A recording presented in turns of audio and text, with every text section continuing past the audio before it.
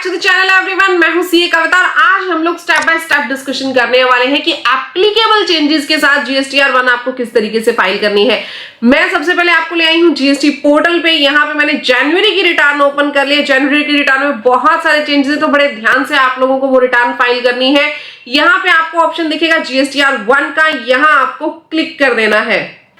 Click करते ही देखिए ये आपके पास जीएसटीआर 1 जो है ओपन हो चुकी है। यहाँ पे आपको अलग अलग इनवॉइसेस जो है वो शो करने पड़ेंगे। B2B के अलग जाएंगे, B2C के अलग जाएंगे, एक्सपोर्ट के अलग जाएंगे, नील रेटेड अलग जाएंगे। तो स्टेप बाय स्टेप हर एक टेबल को आपको यहाँ समझना जरूरी है। सबसे पहले तो देखिए टेबल नंबर 4 आपके पास दिए। टेबल नंबर 4 में आपको कौन से इनवॉइसेस एंटर करने हैं, इसमें वो इनवॉइसेस जाएंगे जो या तो B2B यानी बिजनेस टू बिजनेस के हैं। देखिए जो पर्सन जीएसटी के अंदर रजिस्टर्ड है उन पर्सन की सेल आपको यहाँ दिखानी है, या कोई डीम्ड एक्सपोर्ट है वो सेल आपको यहाँ पे दिखानी है, या फिर स्पेशल इकोनॉमिक जोन में कोई पर्सन जो है जिसको आप सप्लाई कर रहे हो तो वो सेल आपकी यहाँ पे जाएगी। आपको सबसे पहले क्या करना है, टेबल नंबर 4 पे यहाँ क्लिक कर देना है। क्लिक करने के बाद ये आप लोगों के पास पेज ओपन हो जाएगा। यहाँ पे आपको ऐड रिकॉर्ड के ऊपर क्लिक कर देना है। ऐड रिकॉर्ड पे जैसे ही आप लोग क्लिक करोगे ये पेज आप लोगों के पास ओपन हो गया। यहाँ पे आपको क्या करना है कि अगर आप डीम्ड एक्सपोर्ट की सेल कर रहे हो तो आपको यहां क्लिक कर देना है, अदरवाइज आपको डायरेक्टली ही यहां पे जीएसटी नंबर क्लाइंट का एंटर कर देना है जिसको आपने सेल की। क्लियर? जिस पर्सन को आपने गुड्स या सर्विसेज सेल की है उसका जीएसटी नंबर यहां पे आएगा, और जीएसटी नंबर डालने के बाद रिसिपिएंट नेम ऑटोमेटिकली ये पिक कर लेगा, आपको डालने की जरूरत नहीं है। देन आपको इनवॉइस नंबर यहाँ पे एंटर करना है। अब अगर इनवॉइस डेट की मैं बात करूं ये आप लोग एंटर कर लेंगे, लेकिन इनवॉइस वैल्यू में आपको ये चीज ध्यान रखनी है। इनवॉइस वैल्यू क्या होती है? टैक्सेबल वैल्यू प्लस में जीएसटी। क्लियर? अब एक मजेदार और बात मैं यहाँ पे बताती हूँ आपको। जो जीएसटी नंबर है, अब जैसे फॉर एग्जांपल जो मेरा क्लाइंट है जिसकी मैं रिटर्न फाइल कर रही हूँ वो कहाँ का है? वो हरियाणा का है। अगर आप यहाँ पे जीएसटी नंबर हरियाणा का डालोगे तो नीचे हमारे पास जो डिटेल ओपन होगी वो सीजीएसटी और एसजीएसटी की होगी। बट यहीं पे अगर अदर देन हरियाणा का मैं जीएसटी नंबर डालती हूँ तो टैक्सेबल वैल्यू के साथ आपके यहाँ पे क्या ओपन होगा? आईजीएसटी की टेबल ओपन होगी। मैं अभी आपको यहाँ पे लाइव दिखाती हूँ। देखिए मैंने वहां पे जीएसटी नंबर जो एंटर किया है वो हरियाणा का जीएसटी नंबर है, तो ऑटोमेटिकली आपके पास यहाँ पे टैक्सेबल वैल्यू का ऑप्शन आ गया, सीजीएसटी एसजीएसटी का ऑप्शन आ गया। अब फॉर एग्जांपल हमारी जो टैक्सेबल वैल्यू है वो 1 लाख रुपए की है, ऑटोमेटिक टैक्स आपके पास यहाँ पे आ गया 9,000। अब आपने क्या करना है, टैक्सेबल वैल्यू के साथ इनवॉइस वैल्यू यहाँ डालनी। Invoice value is equal to taxable value plus में जो भी आपका टैक्स आया, यानी 1,18,000 आपके पास क्या आ जाएगी? इनवॉइस वैल्यू आ जाएगी। बट यहीं पे अगर आपके पास जीएसटी नंबर हरियाणा का ना होके बाहर का होता, किसी अदर स्टेट का, तो आपके पास यहाँ पे आईजीएसटी की वैल्यू रिफ्लेक्ट करती, ना कि सीजीएसटी एसजीएसटी की। अब देखिए हमने यहाँ पे जो स्टेट है, स्टेट अदर देन हरियाणा यहाँ पे डाला, तो जब हमारा पीओएस अदर देन हरियाणा आ जाता है तो यहाँ पे वैल्यू किसकी आ जाएगी? आईजीएसटी की। नॉर्मली आपने यहाँ पे अपना जो वैल्यू है टैक्सेबल वैल्यू वो एंटर करनी है, आईजीएसटी आपके पास ऑटोमेटिकली यहाँ पे पिक कर लेगा, और टोटल इनवॉइस वैल्यू आपने यहाँ पे एंटर कर देनी है। ये एंटर करने के बाद आपको क्या करना है, इनवॉइस नंबर, डेट सब कुछ जब एंटर हो चुका है तो आपको यहाँ पे सेव के बटन पे जस्ट क्लिक कर देना है, आपका इनवॉइस सेव हो जाएगा। जैसे ही आप लोग सेव करके आएंगे यहाँ पे आप आकर के देखेंगे जितने भी इनवॉइसेस हैं वो इनवॉइसेस आपके प्रोसेस हो चुके होंगे। अगर किसी भी इनवॉइस में कोई एरर रह जाता है तो आपके पास यहाँ पे शो करेगा, आपने ओपन करके उस एरर को ठीक करना है। एरर भी आपको यहाँ पे बता दिया जाएगा। ये एंटर करने के बाद आपको बैक के बटन पे क्लिक कर देना है। देखिए अब आप लोगों के पास B2B के जो इनवॉइसेस हैं वो इनवॉइसेस सेव हो चुके हैं। अब हम लोग एंट्री करेंगे B2C इनवॉइसेस की। अब यहाँ पे थोड़ा सा कंफ्यूजन क्रिएट होता है। कंफ्यूजन क्या क्रिएट होता है आप लोग ध्यान से देखिए। B2C की 2 टेबल्स आप लोगों को दी हुई है, एक है टेबल नंबर 5 और एक है टेबल नंबर 7। अब कंफ्यूजन कुछ लोगों को कहाँ खड़ा होता है कि मैम टेबल नंबर 5 में हम कब एंट्री करेंगे और टेबल नंबर 7 में हम लोग कब एंट्री करेंगे, कौन सी B2C की सप्लाई किधर हमने एंटर करनी है, पूरा क्लैरिफाई करूंगी आज की इस वीडियो में। डोंट वरी, हमें क्या करना है, कहां एंटर करना है, सारा डिटेल में डिस्कशन करेंगे।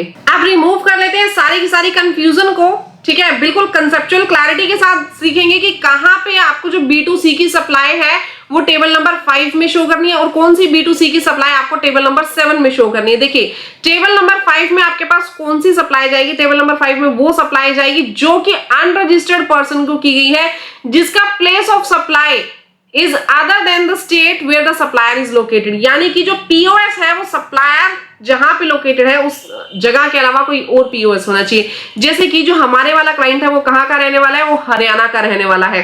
ठीक है, जिसकी हम जीएसटी रिटर्न फाइल कर रहे हैं। अब वो पर्सन हरियाणा का रहने वाला है, तो जिसको उसने माल सप्लाई किया वो अदर देन हरियाणा कहीं का भी रहने वाला हो सकता है। अगर हरियाणा का रहने वाला है तो टेबल नंबर 5 में सप्लाई नहीं जाएगी, क्योंकि स्पेसिफिकली लिखा हुआ है दैट सप्लायर का जो स्टेट है उसके अलावा other than state where supplier is located, वहां की सप्लाई आप टेबल नंबर 5 में दिखाएंगे। यानी इंटर स्टेट सप्लाई, इसको हम सीधा सा कह सकते हैं कि इंटर स्टेट जो सप्लाई है सिर्फ वही यहाँ पे शो होगी। क्लियर? नाउ सेकंड थिंग, एक और चीज भी बोली है, invoice value is more than 1 lakh. Invoice value 1 lakh से ज्यादा होनी चाहिए। अब इनवॉइस वैल्यू का मतलब समझते हो, 1,18,000, 1 लाख टैक्सेबल वैल्यू, 18,000 टैक्स मिला करके कितना हो गया इनवॉइस वैल्यू? 1,18,000। तो इनवॉइस वैल्यू ज्यादा होनी चाहिए 1 लाख रुपए से, 1 लाख के इक्वल भी नहीं, उससे ज्यादा होनी चाहिए।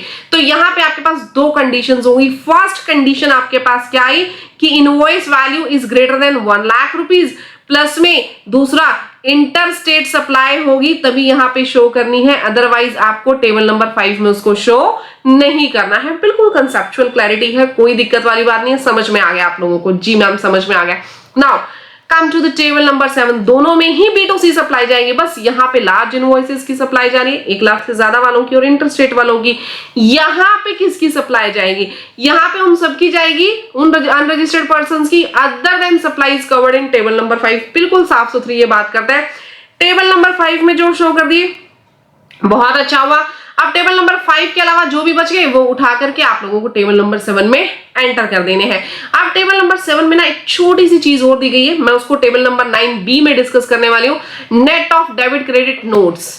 ठीक है, जो net of debit notes and credit notes यहाँ पे लिखा हुआ है उसको हम डिस्कस करेंगे यहाँ पे टेबल नंबर 9B के अंदर। उसको मैं अभी यहाँ पे डिस्कस नहीं कर रही हूँ, डिटेल में वहां डिस्कस करेंगे। अब आप लोगों को ये क्लैरिटी आ गई होगी टेबल नंबर 7 में क्या जाएगा और टेबल नंबर 5 में क्या जाएगा। अब हम आ जाते हैं अपने जीएसटी पोर्टल के ऊपर। यहाँ मैंने टेबल नंबर 5 को ओपन कर लिया। यहाँ पे आप लोगों को ऐड रिकॉर्ड पे इधर क्लिक कर देना है। जैसे आप लोग ऐड रिकॉर्ड पे जाओगे, देखो ऑलरेडी आईजीएसटी यहाँ पे सिलेक्टेड है। आईजीएसटी डायरेक्टली सिलेक्टेड क्यों है? क्योंकि यहाँ पे इंटर स्टेट सप्लाई ही तो आएगी, जो इंट्रा स्टेट सप्लाई है, सेम स्टेट की सप्लाई है, वो तो यहाँ पे एंटर ही नहीं हो सकती।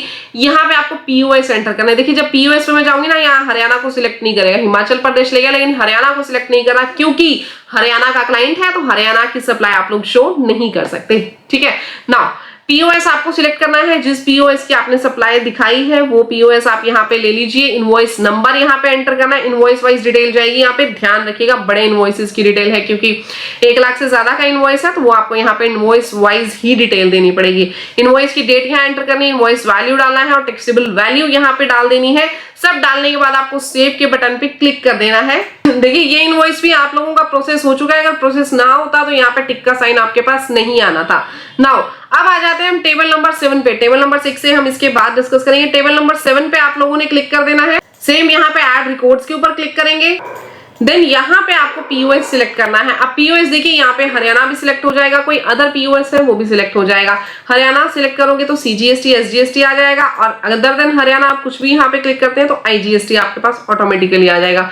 नाउ आप फॉर एग्जाम्पल हरियाणा की आप लोग सप्लाई डाल रहे हैं, आप लोगों की 5 लाख की सप्लाई है, 5 लाख हमने यहाँ पे एंटर कर दी। यहाँ पे आपने रेट ऑफ टैक्स एंटर करना है, ऑटोमेटिकली सीजीएसटी एसजीएसटी को ये पिक कर लेगा। देन आपको सेव के बटन पे यहाँ पे क्लिक कर देना है। यहाँ पे इनवॉइस वाइज वैल्यू नहीं जाएगी, ध्यान रखिएगा, क्योंकि इसमें या तो सेम स्टेट के बिल जाते हैं या फिर छोटे छोटे बिल जाते हैं जिनकी अमाउंट 1 लाख से कम है। जैसे अब जो एक ग्रोसरी शॉप वगैरह वाले हो गए, वो एक एक इनवॉइस की अगर यहाँ पे डिटेल डालेंगे तो दिन के उनके पास 1000 इनवॉइसेस बनते हैं और बहुत छोटे छोटे होते हैं, कोई 100 का, 200 का, 1000 का, 2000 का। तो इतने छोटे छोटे इनवॉइसेस अलग अलग हमने शो नहीं करने हैं अगर वो अनरजिस्टर्ड पर्सन के हैं, तो इसीलिए हम उसको यहाँ पे स्मॉल इनवॉइसेस के अंदर एंटर करते हैं। क्लियर हो गया?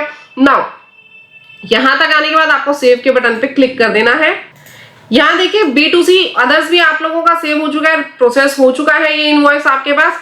नाउ अब हमें जाना है एक्सपोर्ट इनवॉइसेस के ऊपर। एक्सपोर्ट इनवॉइसेस 6A टेबल पे आपको क्लिक कर देना है। यहाँ ऐड रिकॉर्ड पे आप लोग क्लिक करेंगे। अब ऐड रिकॉर्ड पे क्लिक करने के बाद यहाँ पे आपके पास 2 ऑप्शन आएंगे एक्सपोर्ट के अंदर, विद पेमेंट ऑफ टैक्स और विदाउट पेमेंट ऑफ टैक्स। किस तरीके से आपको GSTR1 अपनी फाइल करनी है।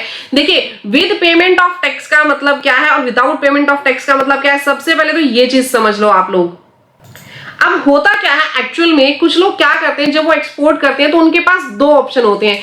2 ऑप्शन क्या होते हैं कि सबसे पहले या तो वो with payment of tax tax पे करके और फिर अपनी जो गुड्स है वो एक्सपोर्ट करते हैं। आप लोगों को जो भी गवर्नमेंट को टैक्स देना था वो टैक्स आप लोग पे कर देते हैं और आप लोग जो अपनी गुड्स है वो एक्सपोर्ट कर देते हैं।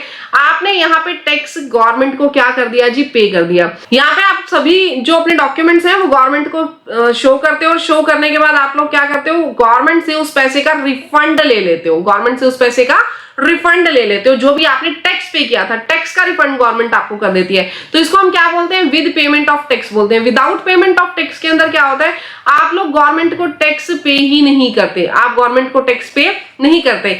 टैक्स पे करने की बजाय आप लोग यहाँ पे क्या करते हो, गवर्नमेंट को LUT letter of undertaking issue करते हो। लेटर ऑफ अंडरटेकिंग जो है वो प्रॉपरली इशू करने के बाद आप लोगों को एग्जम्पशन मिल जाती है कि आप लोगों को टैक्स पे करने की जरूरत नहीं है। बिना टैक्स पे किए डायरेक्टली आप लोग गुड्स को और सर्विसेज को एक्सपोर्ट कर सकते हो। यहाँ बेनिफिट क्या मिलेगा, जो गवर्नमेंट को पहले हम टैक्स देंगे, फिर गवर्नमेंट से टैक्स वापस लेंगे, रिफंड लेंगे, तो ये सब चक्कर जो है ये खत्म हो जाते हैं। एलयूटी किस तरीके से फाइल करना है, ये फाइल करना सीखना हो तो मुझे बताइएगा। मैंने ऑलरेडी वीडियो अपलोड की हुई है, डिस्क्रिप्शन बॉक्स में मैं उसका लिंक भी दे दूंगी। तो यहाँ पे आप लोगों को एलयूटी जो है वो फाइल करना भी आ जाएगा। अब ये फाइल करने के बाद बहुत स्मूथली आप लोग अपनी एक्सपोर्ट की रिटर्न यहाँ पे फाइल कर सकते हो। अगर आप लोग अपनी क्लाइंट का विद पेमेंट ऑफ टैक्स कर रहे हैं तो मैं यही राय दूंगी कि आप विदाउट पेमेंट ऑफ टैक्स पे जाइए और इजीली आप लोग अपने क्लाइंट का जो है एक स्ट्रक्चर बना सकते हो जीएसटी रिटर्न फाइलिंग का। गाइस, अगर वीडियो को अभी तक लाइक नहीं किया तो वीडियो को लाइक कर देना, चैनल को सब्सक्राइब कर देना, क्योंकि बहुत इंपॉर्टेंट अपडेट्स हम अपने इस चैनल पे डालते रहते हैं। बिल्कुल फ्री ऑफ कॉस्ट हम लोग आपको हर एक चीज फाइल करना सिखाते हैं। अगर आप लोगों को स्पीड से नहीं सीखना, स्लोली सीखना है, तो मैंने बिल्कुल कंप्लीट डेप्थ के अंदर एक कंप्लीट सीरीज बनाई हुई है जीएसटी रिटर्न फाइलिंग की। उसका लिंक मैं नीचे डिस्क्रिप्शन बॉक्स में दे दूंगी, आई बटन पे आप लोगों को उसका लिंक भी दे दूंगी, जिसमें आप डिटेल के अंदर, अगर आप बिल्कुल बिगिनर है तो डिटेल के अंदर जीएसटी रिटर्न फाइलिंग कोर्स कर सकते हैं, बिल्कुल फ्री ऑफ कॉस्ट। आप लोग देखेंगे तो अदर यूट्यूबर्स ने 10,000 20,000 के अंदर ये कोर्स जो है कि आप लोगों को सोल्ड आउट किया हुआ है, जबकि वो कोर्स मैं बिल्कुल फ्री ऑफ कॉस्ट आप लोगों को दे रही हूँ। और अगर आप लोगों का सपोर्ट मिलेगा तो मैं इसका एडवांस कोर्स भी आप लोगों के लिए जरूर लेकर के आऊंगी, बट मुझे भी उस चीज के लिए आप लोगों का सपोर्ट सिर्फ इतना सा चाहिए। वीडियोस को लाइक, चैनल को सब्सक्राइब जरूर कीजिएगा और कमेंट में बताइएगा वीडियोस आप लोगों को कैसी लग रही है। नाउ अब आप लोगों को क्या करना है, यहाँ पे इनवॉइस नंबर एंटर करना है, इनवॉइस की डेट एंटर करनी है, इनवॉइस वैल्यू आपको एंटर करनी है, ठीक है। यहाँ पे लिखना है विदाउट पेमेंट ऑफ टैक्स है या विद पेमेंट ऑफ टैक्स है। विदाउट पेमेंट ऑफ टैक्स है तो आप वो सिलेक्ट कर लीजिए। अब ma'am without payment of tax है तो क्या तब भी हम लोगों को यहाँ पे टैक्स की डिटेल देनी होगी? हाँ जी, आप लोगों को टैक्स की डिटेल तो जरूर देनी है, चाहे वो विदाउट पेमेंट ऑफ टैक्स ही क्यों ना हो, ठीक है। लेकिन यहाँ पे जो टैक्स है वो उठाएगा नहीं, यहाँ पे जो आईजीएसटी है वो आपका पिक नहीं करेगा, ध्यान रखिएगा, बट डिटेल्स आपको यहाँ पे जरूर प्रोवाइड करनी है। नेक्स्ट आ जाते हैं हम टेबल नंबर 8 पे। टेबल नंबर 8 में हमारे पास 3 तरीके की सप्लाईज जाएंगे, निल रेटेड, एग्जाम्प्टेड और नॉन जीएसटी गुड्स। अब होता क्या है, देखिए लोग इसमें कंफ्यूज हो जाते हैं कि निल रेटेड क्या है, एग्जाम्प्टेड क्या है और नॉन जीएसटी क्या है। एक्चुअल में मैं आप लोगों को बताऊं, आप लोग प्रैक्टिस में करते क्या हो, निल रेटेड को डाल देते हो एग्जाम्प्टेड में, एग्जाम्प्टेड को डाल देते हो निल रेटेड में, नॉन जीएसटी का फिर भी लोगों के पास क्लैरिफिकेशन होता है कि नॉन जीएसटी गुड्स और सर्विसेज कौन सी होती है। लेकिन सबसे ज्यादा कंफ्यूजन पता है क्या होती है, निल रेटेड और एग्जाम्प्टेड में, दोनों सेम नहीं होती, ध्यान रखिएगा। निल रेटेड अलग है, एग्जाम्प्टेड अलग है। निल रेटेड में कौन सी गुड्स जाएंगे जो गवर्नमेंट ने प्रॉपरली निल रेटेड की हुई है, जैसे कि fresh milk, vegetable, salt, newspaper, ये सब जो गुड्स है ये प्रॉपरली एग्जाम्प्टेड है, इसके ऊपर कोई भी टैक्स नहीं चार्ज किया जाता। फ्रेश मिल्क की मैं यहाँ पे बात कर रही थी, जो पैक्ड मिल्क है वो अलग है, उसके ऊपर अभी जीएसटी आता है। नाउ एग्जाम्प्टेड की अगर मैं बात करूं, एग्जाम्प्टेड सप्लाईज वो सप्लाईज होती हैं जिसको गवर्नमेंट ने प्रॉपरली निल रेटेड दिया नहीं था जब वो एक्ट लेकर के आई थी, लेकिन बाद में नोटिफिकेशन की वजह से उसने अपनी नोटिफिकेशंस इशू किए, नोटिफिकेशंस में उनको एग्जम्प्ट कर दिया। जैसे कि हेल्थ केयर सर्विसेज है, आप लोगों के पास एजुकेशन सर्विसेज है, चैरिटेबल ट्रस्ट की कुछ एक स्पेसिफाइड सर्विसेज है, इनके ऊपर जीएसटी एग्जम्प्ट है, लेकिन बाय नोटिफिकेशन एग्जम्प्ट है। और नॉन जीएसटी की अगर मैं बात करूं ना, तो इसमें वो गुड्स आती हैं जिसके ऊपर मतलब जो एक तरीके से जीएसटी के अंदर ही नहीं आती, जिसके ऊपर जीएसटी लगता ही नहीं है, जिसको भी जीएसटी के अंतर्गत लिया ही नहीं गया, जैसे petrol, diesel, aviation, turbine fuel, motor spirit. तो ये जो चीजें है ना, ये अभी नॉन जीएसटी गुड्स हैं, इसको आपने नॉन जीएसटी में रखना है। अब किसी की मेरे पास ऑडिट आई किसी अदर क्लाइंट की, मेरा क्लाइंट नहीं है वो। तो वहां पे उसका जो अकाउंटेंट था उसने क्या किया हुआ था, जो नॉन जीएसटी गुड्स है उसको एग्जम्प्टेड में लिख दिया। उसका पेट्रोल पंप भी था और अदर टैक्सेबल सप्लाई की सर्विसेज भी थी।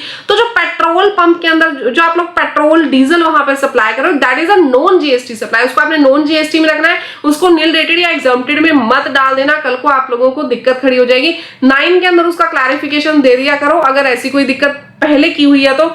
बट फिलहाल अगर आप ऐसी कोई सप्लाईज शो कर रहे हैं तो प्रॉपरली शो करो, नील रेटेड की अलग, एग्जम्प्टेड की अलग। अगर आपको ऑलरेडी पता था कि नील रेटेड और एग्जम्प्टेड में क्या फर्क है तो मुझे कमेंट सेक्शन में जरूर बताइएगा। और अगर अभी आपको पता चला नील रेटेड एग्जम्प्टेड में क्या फर्क है तो वीडियो को इसी बात पे लाइक जरूर कर दीजिएगा और कमेंट सेक्शन में बताइएगा कि आपको अभी पता चला है। नाउ अब यहाँ पे आ जाएंगे intrastate supply to registered person, intrastate supply to unregistered person, यानी सेम स्टेट में अगर आपने सप्लाई की है रजिस्टर्ड को, किसकी, nil rated, exempted, non GST, आपको यहाँ पे शो करना है। अगर आपने इंट्रास्टेट सप्लाई अनरजिस्टर्ड को किया तो बाइफरकेट करके यहाँ लिख देना, ऐसे ही इंट्रास्टेट की आपने अलग अलग शो कर देनी है। बस नील रेटेड, एग्जम्प्टेड और नॉन जीएसटी का बाइफरकेशन आप लोगों को यहाँ पे ध्यान रखना है। करने के बाद यहाँ पे सेव के बटन पे क्लिक कर देना। अब यहाँ तक आपको टेबल 8 अच्छे से क्लियर हो गई है। अब हम आ जाते हैं टेबल नंबर 9B पे। 9B में आपको 2 पार्ट्स दिए हुए हैं। जो 9B में रजिस्टर्ड है, रजिस्टर्ड डेबिट क्रेडिट नोट्स आपको यहाँ पे दिखाने हैं और अनरजिस्टर्ड डेबिट क्रेडिट नोट्स आपको अलग टेबल में दिखाने हैं। सबसे पहले जो टेबल नंबर 9B रजिस्टर्ड वाली है उस पर हम लोग क्लिक करेंगे। डेबिट क्रेडिट नोट्स को एंटर करने के लिए यहाँ पे आप लोगों को ऐड रिकॉर्ड पे क्लिक कर देना। ऐड रिकॉर्ड पे एंटर करने के बाद यहाँ पे आपको क्या करना है, जीएसटी नंबर एंटर करना है। जो भी आपका क्लाइंट है उसका जीएसटी नंबर जिसको आपने डेबिट क्रेडिट नोट इशू किया है। देन आपको डेबिट क्रेडिट नोट का नंबर डालना है, डेट डालनी है, नोट टाइप सिलेक्ट करना है कि डेबिट नोट है या क्रेडिट नोट है। अब डेबिट नोट या क्रेडिट नोट इसका फर्क आप लोगों को पता है कि क्या होते हैं तो बहुत अच्छी बात है, नहीं पता तो कमेंट सेक्शन में जरूर बताइएगा। मैं आप लोगों को इसके लिए एक सेपरेट वीडियो बना करके दूंगी कि डेबिट नोट्स का मतलब क्या है, क्रेडिट नोट्स का मतलब क्या है।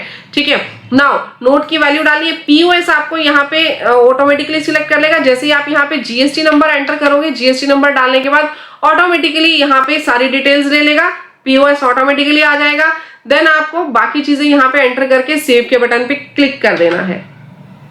अब देखिए जीएसटी जो है रजिस्टर्ड पर्सन जो थे उनके तो डेबिट क्रेडिट नोट्स आपने यहाँ पे डाल दिए, लेकिन अनरजिस्टर्ड के डेबिट क्रेडिट नोट यहाँ पे जाएंगे टेबल नंबर 9B में। ठीक है, तो यहाँ पे टेबल नंबर 9B में ना एक छोटा सा ट्विस्ट है जो मैं आप लोगों से डिटेल में थोड़ा डिस्कस करना चाहती हूँ ताकि कंसेप्चुअल क्लैरिटी आप लोगों को आ जाए। अब यहाँ पे समझने वाली मेन बात क्या है, देखिए यहाँ पे अनरजिस्टर्ड के जो डेबिट क्रेडिट नोट्स है वो आएंगे। हाँ जी मैम, ये तो हमें क्लियर हो गया, अनरजिस्टर्ड के आएंगे, बट इसमें अलग क्या है, अलग ये है देखिए यहाँ पे ना मैंने आपको बोला था कि टेबल नंबर 7 के अंदर एक छोटा सा ट्विस्ट है जो मैं बाद में बताऊंगी। यहाँ पे क्या लिखा हुआ है, net of debit credit notes. अब यहाँ पे देखिए किस किस के डेबिट क्रेडिट नोट आने चाहिए 9B में। 9B में आपके अकॉर्डिंग, अभी इसमें क्या लिखा हुआ है छोड़ दो, एक बार छोड़ दो। 9B के अंदर किस किस के डेबिट क्रेडिट नोट्स आने चाहिए, एक तो टेबल नंबर 5 के आने चाहिए और दूसरा टेबल नंबर 7 के आने चाहिए। अनरजिस्टर्ड के हिसाब से तो इन दो के आने चाहिए, टेबल नंबर 5 के और टेबल नंबर 7 के। हाँ जी मैम, बिल्कुल आने चाहिए। बट टेबल नंबर 7 क्या बोल रही है, टेबल नंबर 7 बोल रही है कि net of debit credit notes ही मेरे पास वैल्यू दे दो, नेट कर दो डेबिट क्रेडिट नोट्स का। यानी कि अगर आपने B2C के, ध्यान से सुना, B2C के बिल 5 लाख के एंटर करने थे, ठीक है, तो 5 लाख के एंटर करने थे जिसमें वापिस जो माल आया वो 2 लाख का आया, तो नेट 3 लाख के ही बिल इश्यू कर दो। बात समझ में आई? यानी आपने हरियाणा टू हरियाणा कुछ माल इश्यू किया था। फॉर एग्जाम्पल इस मंथ यानी जनवरी के अंदर आपने 1 लाख का माल इशू किया, लेकिन 30,000 का पिछला माल वापस आ गया, 30,000 का पिछला माल वापस आ गया, तो 1 लाख माइनस में 30,000 कितना बच गया, 70,000 रुपीज। तो सिर्फ 70,000 रुपीज का माल ही यहाँ पे दिखाना। मेरी बात समझ में आ गई? जो डेबिट क्रेडिट नोट्स है वो यहाँ पे डायरेक्टली एडजस्ट करके लिख दो, अलग से शो करने की जरूरत नहीं, इसके एडजस्ट करके लिख दो। तो यानी क्या समझ में आया, सिर्फ और सिर्फ इनके डेबिट क्रेडिट नोट्स यहाँ पे शो करने हैं, इसके डेबिट क्रेडिट नोट्स तो यहीं पे एडजस्ट हो जाएंगे टेबल नंबर 7 में, वो शो नहीं करने हैं यहाँ पे टेबल नंबर 9B में। हाँ जी मैम, बिल्कुल समझ में आ गया ना समझ में? तो अब टेबल नंबर 5 के ही सिर्फ जीएसटी के डेबिट क्रेडिट नोट्स यहाँ पे आएंगे, क्योंकि ये अनरजिस्टर्ड पार्टी थी, रजिस्टर्ड के हमने ऑलरेडी यहाँ पे ले लिए। अगर समझ में आ गया तो इसी बात पे वीडियो को लाइक जरूर कर दीजिएगा। आते हैं हम अपने जीएसटी पोर्टल पे। अब यहाँ पे टेबल नंबर 9B के अंदर आप लोग एंटर कर लेंगे जितनी भी आपके अनरजिस्टर्ड के डेबिट क्रेडिट नोट्स हैं, उसको एंटर करने के लिए आपको यहाँ पे 9B पे क्लिक करना है। ऐड रिकॉर्ड्स पे आप लोगों ने जाना है। देन यहाँ पे B2C लार्ज इनवॉइसेस ऑलरेडी आ गया, देखिए आ गया ना ऑटोमेटिकली B2C लार्ज इनवॉइसेस, या एक्सपोर्ट क्या करना है, export with payment without payment, तो वो सिलेक्ट कर लेना। नेक्स्ट आपको वैल्यूज वही की वही सेम डालनी है, ज्यादा कुछ नहीं है। सेव करके आप लोग नेक्स्ट के बटन पे यहाँ क्लिक कर देंगे। अब नेक्स्ट पॉइंट काफी ज्यादा मजेदार है, यहाँ पे आप लोगों को जितना भी आपका एडवांस रिसीव हुआ ना उसकी लायबिलिटी जो है वो शो करनी है टेबल नंबर 11 में। अब होता क्या है, देखिए गुड्स के एडवांस के ऊपर जीएसटी नहीं लगता, आप सब लोगों को पता है, लेकिन सर्विसेज का एडवांस अगर आपने लिया, सर्विसेज के अगेंस्ट आपने कोई एडवांस लिया तो उसके ऊपर तो जीएसटी आप लोगों को पे करना पड़ेगा, वो जीएसटी पे करना आएगा। तो यहाँ पे जितना भी एडवांस आप लोगों ने लिया है, जितना भी एडवांस लिया है उसका जीएसटी आपको यहाँ पे शो करना है। फॉर एग्जांपल आप लोगों ने जनवरी, ध्यान से सुनिएगा, आप लोगों ने जनवरी के अंदर एक एडवांस ले लिया सर्विसेज का, वो सर्विसेज तो जाएंगी फरवरी में, ठीक है, वो सर्विसेज कब आपकी जाएंगी, सर्विसेज आपने फरवरी के अंदर देनी है, लेकिन एडवांस आपने जनवरी के अंदर ही ले लिया। तो आप लोगों को 1 लाख का आपने एडवांस लिया तो वो 1 लाख के ऊपर यहाँ पे आपको जीएसटी शो करना पड़ेगा। पीओएस आपको सिलेक्ट करना है कि कहाँ की सप्लाई है। पीओएस सिलेक्ट करने के बाद आप लोगों को यहाँ पे एंटर कर देना है बिल का अमाउंट, और एंटर करने के बाद इसके ऊपर आपने जीएसटी पे कर देना है। मेरी बात समझ में आ गई। अब यहाँ पे ना एक कंफ्यूजन है, वो कंफ्यूजन क्या हो सकती है आप लोगों के पास, देखिए मैं आप लोगों को थोड़ा सा इसको डिटेल में समझा दूं। हम लोग आ जाते हैं यहाँ पे, यहाँ देखिए आप लोगों ने क्या किया, जनवरी की अभी आप रिटर्न फाइल कर रहे हो, अभी हम लोग रिटर्न फाइल कर रहे हैं जनवरी 2026 की। जनवरी 2026 के अंदर आपको एडवांस मिला, एडवांस कौन सी सर्विसेज के मिला, जो कि फरवरी 2026 में आप लोग दोगे। तो फरवरी 2026 का एडवांस आ गया, कितना आया जी, 1 लाख रुपए का एडवांस आ गया। यहां तक बात क्लियर हो गया। अब ये तो आप टेबल नंबर 11 में शो कर दोगे, लेकिन बाद में फरवरी के अंदर जो टोटल सेल हुई, अभी छोड़ दो एडवांस को, जो फरवरी 2026 में टोटल सेल हुई, वो टोटल सेल कितने की हुई, वो टोटल सेल हुई जी 5 लाख रुपए की, वो टोटल सेल होगी 5 लाख रुपए की। अब यहाँ पे हमने इनवॉइस थोड़ी शो किया था जनवरी के अंदर तो हमने जस्ट एडवांस शो किया था ना कि 1 लाख का एडवांस है और सर्विसेज का है, तो हमने इसके ऊपर टैक्स दे दिया। अब फरवरी के अंदर टोटल सेल कितने की हुई, 5 लाख की। अब 5 लाख रुपए के ऊपर आपको टैक्स देना है, लेकिन यहाँ पे आप लोगों को ध्यान आया कि 1 लाख रुपए पे तो मैं ऑलरेडी टैक्स पे कर चुका हूं, 1 लाख रुपए के ऊपर तो मैंने जनवरी में ही टैक्स पे कर दिया था। अब 5 लाख की सेल हुई है तो अब मैं कितने पे टैक्स दूं, अब तो मुझे 1 लाख कम पे टैक्स देना चाहिए, हाँ या ना। ये 1 लाख रुपए एडजस्ट तो होने चाहिए ना, जो 1 लाख पे ऑलरेडी मैं टैक्स दे चुका हूं वो 1 लाख तो एडजस्ट होने चाहिए। हाँ जी मैम, बिल्कुल एडजस्ट होने चाहिए। तो ये 1 लाख एडजस्ट कहां करोगे, देखो जनवरी के अंदर तो टैक्स पे कर दिया, लेकिन फरवरी 2026 में इस पैसे को एडजस्ट भी तो करोगे 5 लाख से। तो ये एडजस्टमेंट की जो एंट्री है वो कैसे लगानी है वो भी मैं आपको बता देती हूँ।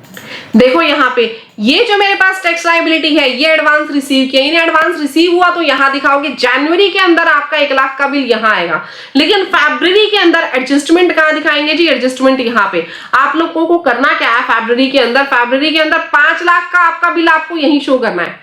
5 लाख का जो बिल है वो आप लोगों को, जो B2B का बिल है, जैसा भी बिल है वो आप लोगों को यहाँ शो कर देना है अपना 5 लाख का बिल। और यहाँ शो करने के बाद उस बिल को आपने डायरेक्टली एडजस्टमेंट की कहानी कहाँ बतानी है, यहाँ पे आप अपनी 1 लाख की वैल्यू बताओगे कि इसके ऊपर मैंने जनवरी में टैक्स पे कर दिया था।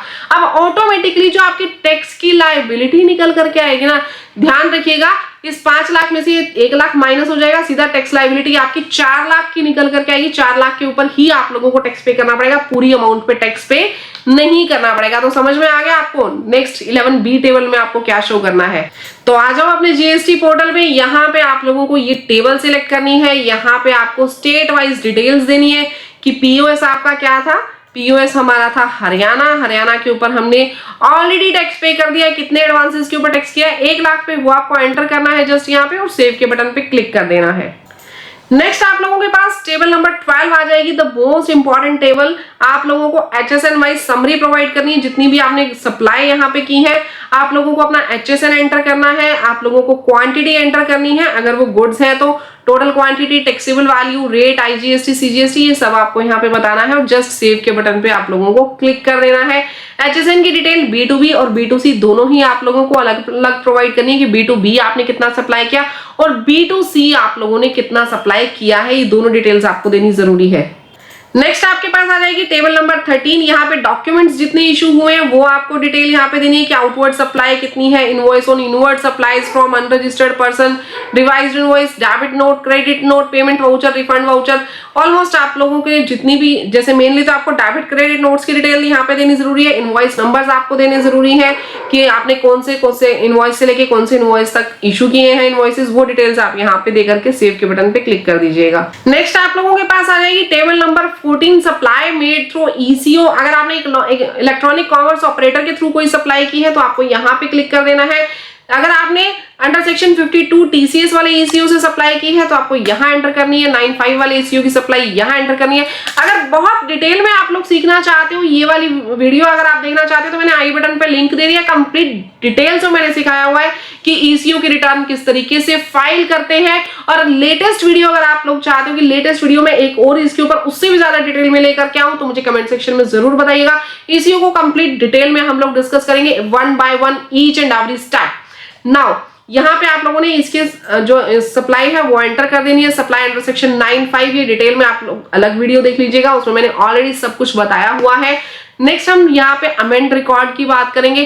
अगर B2B सप्लाई में पहले आपसे कोई भी गलती हुई है, कोई भी मिस्टेक हुई है तो आप यहाँ पे B2B जो आपके इनवॉइसेस हैं उसको आप अमेंड कर सकते हो। अब यहाँ पे आपको क्या करना है, यहाँ आप लोगों को इनवॉइस नंबर एंटर करना है। इनवॉइस नंबर जैसे हमने एंटर किया इधर, इनवॉइस नंबर एंटर करने के बाद आप लोग यहाँ पे अमेंड रिकॉर्ड के ऊपर क्लिक करेंगे। अब जो आपका इनवॉइस है वो इनवॉइस यहाँ पे आ जाएगा। अब इस इनवॉइस में आपको जो भी रिवाइज करना है, इनवॉइस नंबर रिवाइज करना है, इनवॉइस की डेट रिवाइज करनी है, अमाउंट इनवॉइस की रिवाइज करनी है, तो जो भी आपको रिवाइज करना है वो यहाँ पे आप लोग एंटर कर देंगे। देन आप लोग सेव के बटन पे क्लिक कर देंगे। ऐसे ही अगर आप लोगों की कोई मिस्टेक B2C लार्ज इनवॉइसेस के अंदर हुई है तो वो आपको यहाँ पे करेक्ट करनी है। लार्ज इनवॉइसेस की डिटेल आप लोगों को इनवॉइस नंबर यहाँ पे एंटर करना है और देन आप लोगों को अमेंड कर देना है उस रिकॉर्ड को।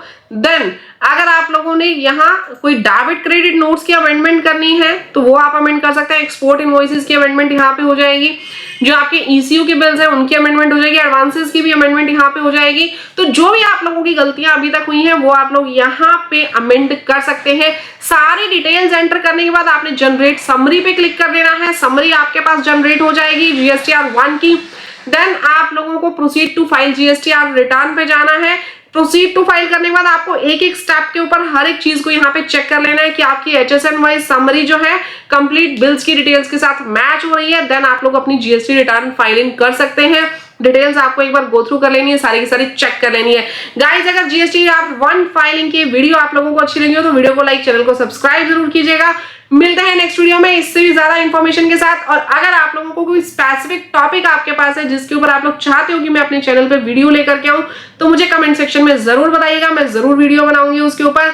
तो मिलते हैं नेक्स्ट वीडियो में, तब तक के लिए thank you, bye bye, take care everyone, जय हिंद।